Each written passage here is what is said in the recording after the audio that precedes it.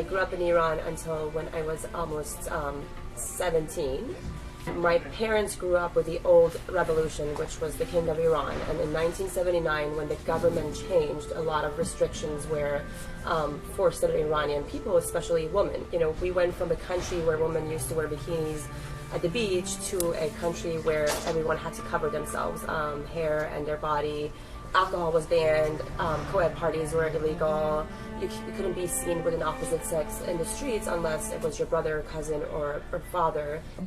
I know I was always very interested in fashion since I was a little girl. But going to school, I never knew what a fashion designer really was. There were no mainstream boutiques, so I really didn't know that was a job that I could have.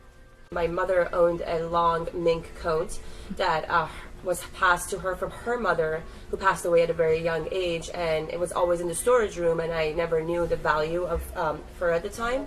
And I decided to cut it when my mom wasn't home, thinking that it's just a piece of fabric that's not in use, and make my Barbie a fur coat. At a time in Iran, Barbies were illegal after the 1979 revolution, and of course illegally you could buy them in stores because a lot of people would import them and stuff, but they never had all the things that I wanted, and so I really wanted to make her a coat. So I cut 8 inches of the coat, and yeah, I showed it to my mom, and she was very happy at the beginning. And I think that's when I first kind of got into this, you know, love for creating things. When I became a teenager, we used to go to these house parties, and we had to wear, you know, the hijab, the scarf, and, you know, the manto, or the long coat.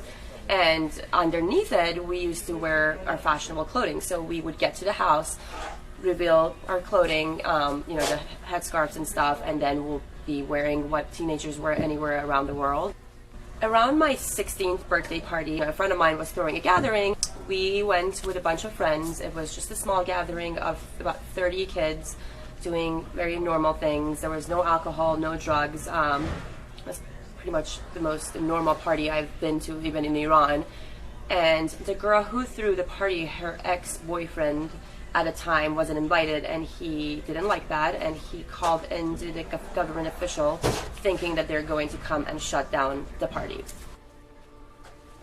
I was at the party just kind of chatting with my friend, and I just heard her scream, "Run!" And I just turned around and I saw 3 men with beard and guns just storming into the house. So I started running after my best friend outside the back door onto the streets in a mini skirt and high heels, which is also a criminal act on its own. And we were stopped by the government officials, and they said if we don't stop, they will shoot. 20 minutes later, we were handcuffed and put on 2 separate buses and taken to Vozara prison. While we were in jail, there was a little window on the top of where we were standing, and there would always be sounds of screams coming from there. That was like where people get tortured or lashed for the crimes that they had committed. And the entire 5 days that we were there, we would constantly hear people screaming and crying from that room. We would hear stories of, you know, women getting raped in jail with Coca-Cola bottles. So when we finally got our verdict, which was 40 lashes for the girls and 50 lashes for the guys, we were taken to another building.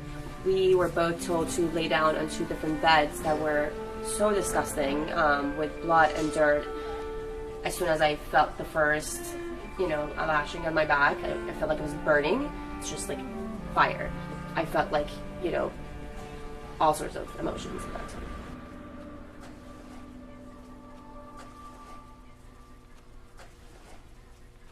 When I was almost 18 years old, my parents decided it was time for me to leave Iran for better opportunities. I was born in the States, so I had a US passport, and it was a lot easier for me to leave the country. When I came to the US and started working at this boutique, and also seeing women being able to wear what they desire without judgment, it gave me, fashion became a form of freedom to me. You know, I wanted to start making t-shirts, and one of my first t-shirts that I ever made was a t-shirt that had cutouts in the back representing the 40 lashes that my friends and I had received.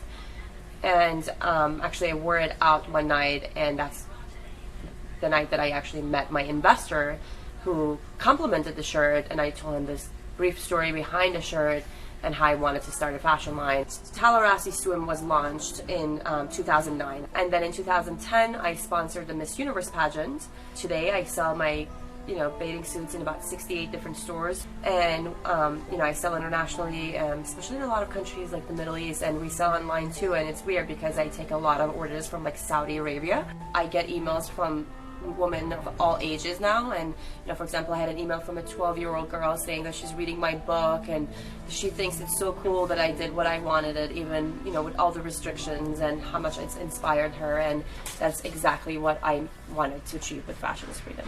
I think as much as women have a lot of freedoms in many countries in the world, there's also still a lot of women that don't have those kind of freedoms. When France decided to ban the burkini, I was obviously very outraged, because there was, as much as it's scary for people to force you to cover yourself, it is also very, like, that image of 4 police officers with guns in uniforms asking a woman to take her clothing off is just as disturbing as those men who took me to jail.